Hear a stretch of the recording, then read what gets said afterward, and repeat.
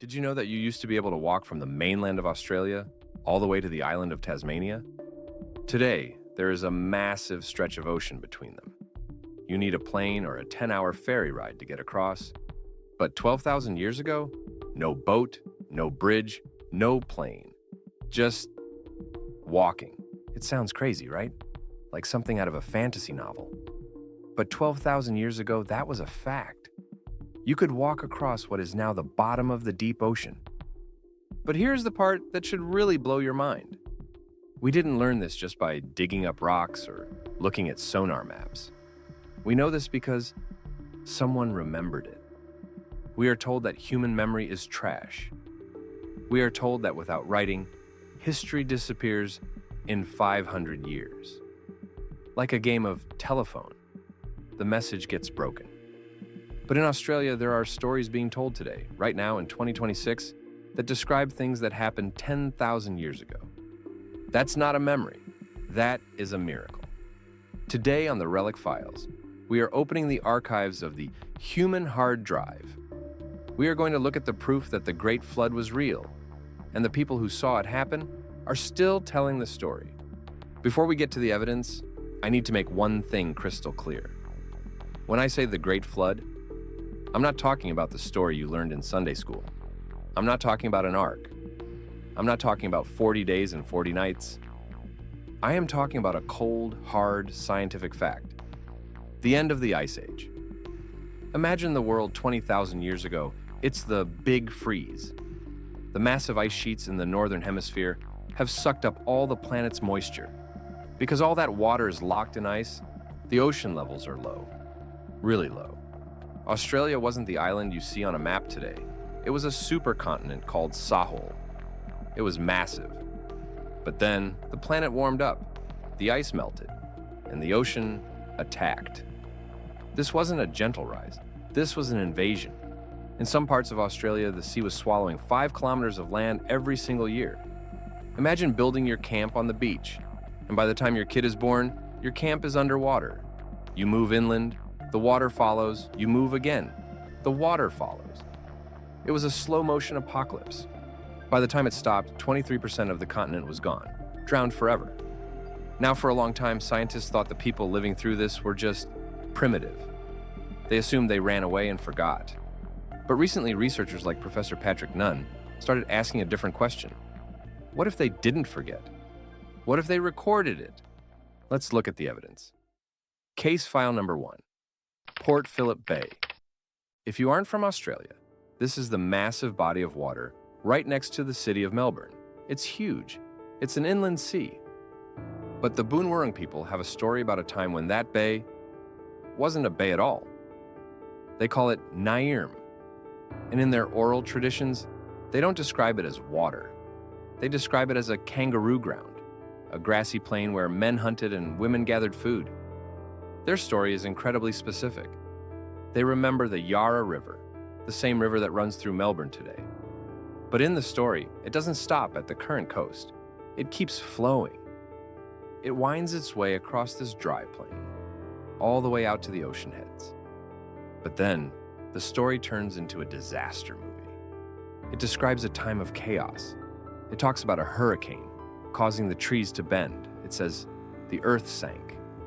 And then, the water rushed in through the heads. It didn't leak in. It rushed in. Now, you might be thinking, okay, that's a cool story. But maybe they just guessed. Well, let's look at the forensics. Geologists used sonar to map the bottom of Port Phillip Bay. Do you know what they found down there under the mud? They found the old river channel. It is exactly where the story says it was. The Yarra River used to flow right across the bay floor. And the dating? We know exactly when the ocean rose high enough to breach the entrance of the bay. It happened between 7,000 and 10,000 years ago. Think about that. That story isn't a metaphor. It's an eyewitness account. It has been passed down from father to son, mother to daughter, for 350 generations. And the details are still accurate. If I told you a story about my breakfast, I'd probably get the details wrong by next week. These guys kept a geological map in their heads for 10 millennia. If you think that's wild, wait until you hear case file number 2. This is my favorite. We're going to South Australia to a place called Kangaroo Island. Today, it's an island, obviously. It's separated from the mainland by a stretch of water called the Backstairs Passage. It's deep, it's dangerous, and you need a ferry to cross it. But the Ngurundjeri people tell a different story. In their dreaming, the great ancestor Ngurundjeri was chasing his 2 wives who had run away from him. Now, in the story, Ngurundjeri doesn't build a boat. He doesn't swim, he walks. The story explicitly says he chased them across dry land, a land bridge. But when his wives were ahead of him, Ngurundjeri got angry. He summoned the powers of the sky. He called down a massive storm. The story says the ocean rose up and drowned the land behind him. The water cut off his retreat. It turned his wives into the rocky islands we see today, and it turned the land bridge into the ocean floor. Let's look at the science. We mapped the ocean floor of the Backstairs Passage. Guess what? It is the narrowest, shallowest point between the island and the mainland.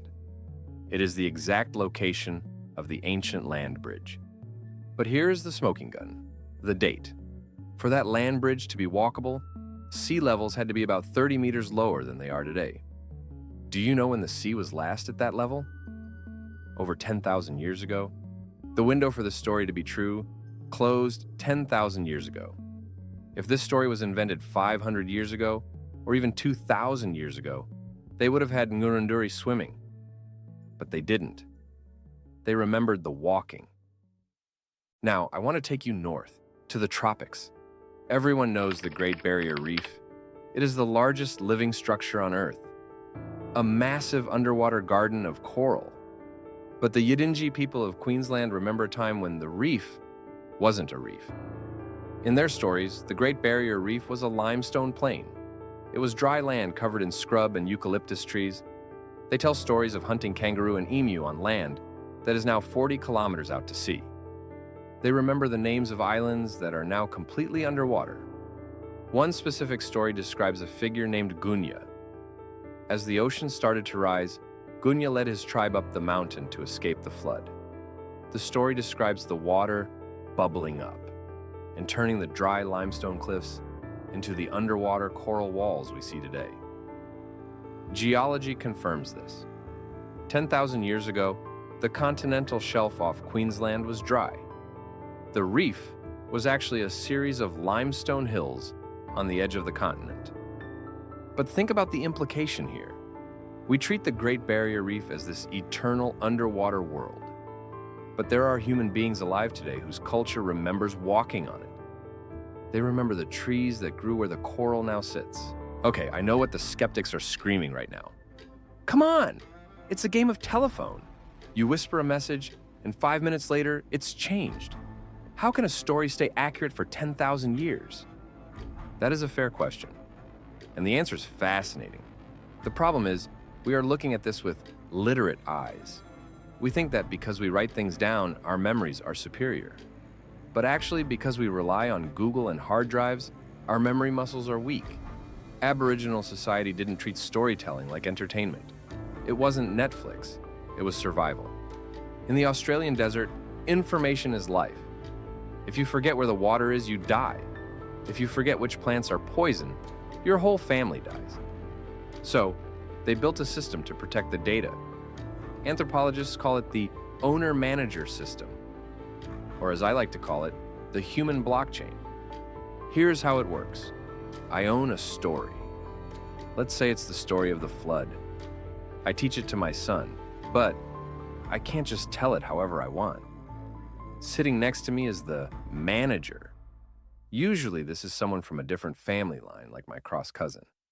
His job is to audit me. He knows the story too. If I get a word wrong, he stops me. If I change a detail, I get punished.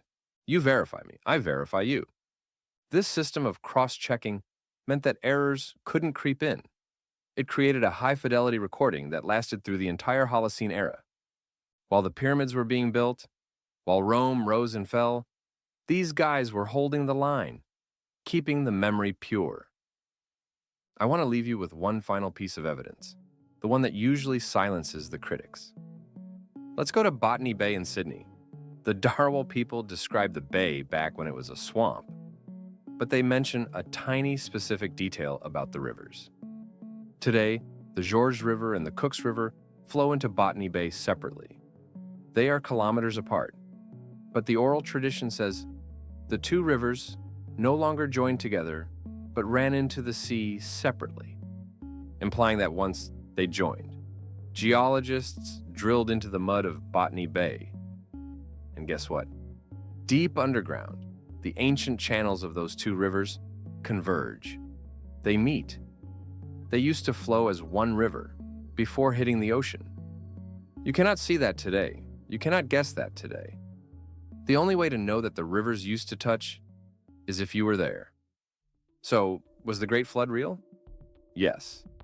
It wasn't a punishment from the gods. It was the melting of the ice. But the most amazing part of this story isn't the geology, it's the people. We look back at ancient humans and we think they were simple, but they possessed a technology we have completely lost. They possessed the deep time protocol. They built a library that couldn't burn down because it was stored in the human mind. They built a hard drive that survived the end of the Ice Age. When an elder looks at the map of Australia, they see a double exposure. They see the land that is, and the ghost of the land that was. And thanks to them, now we can see it too. This is the Relic Explorer. Keep digging.